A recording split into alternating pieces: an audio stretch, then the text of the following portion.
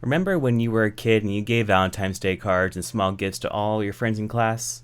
Well, in the 1900s, it wasn't all that different. Only adults were primarily the ones doing it.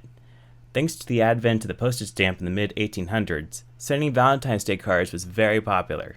People would send cards, often homemade, as well as gifts to their friends, families, and partners. A typical card would usually include cherubs, churches or bells, flowers, hearts, so on and so forth, with a handwritten poem on the inside. A card to your mom may depict a woman in an elegant dress with a lace border and a poem that says, "A fighter comparison, there is no other, it is my joy to call you my mother." While a card to someone you wish to court may depict a cupid over a church, to signify pure intentions. And it might say, "Your smile is so sweet, it's simply divine, will you do me the honor of being my Valentine?" The cards could get quite elaborate. By the time 1900 rolled around, these homemade cards were just as popular as ever.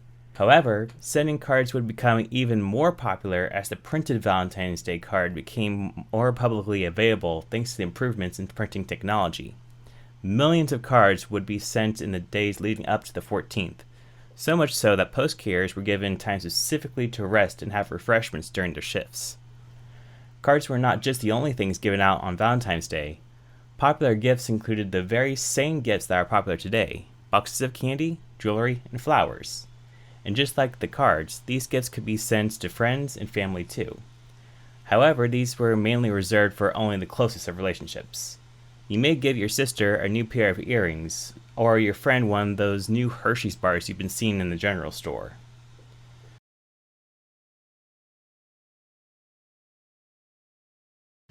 One particular tradition that has fallen out of practice is that of the vinegar Valentine, for when your feelings towards someone were sour rather than sweet.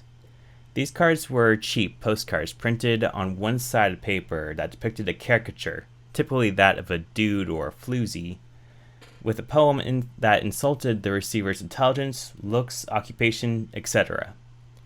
These cards often caused quite a stir and have been the inciting incident of more than a few fistfights.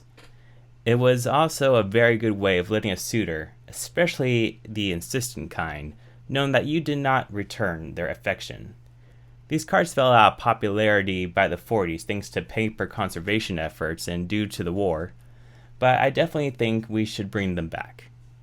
For Valentine's Day this year, I decided to make a card for my good friend, Sean. Well, I decided to make it, promptly forgot until the day before, and rushed to the store to buy a printed one. Thank goodness these pre-made cards have finally made their way down here. Inside, I decided to write a poem of my own. For you is reserved the highest seat, a companion like you cannot be beat.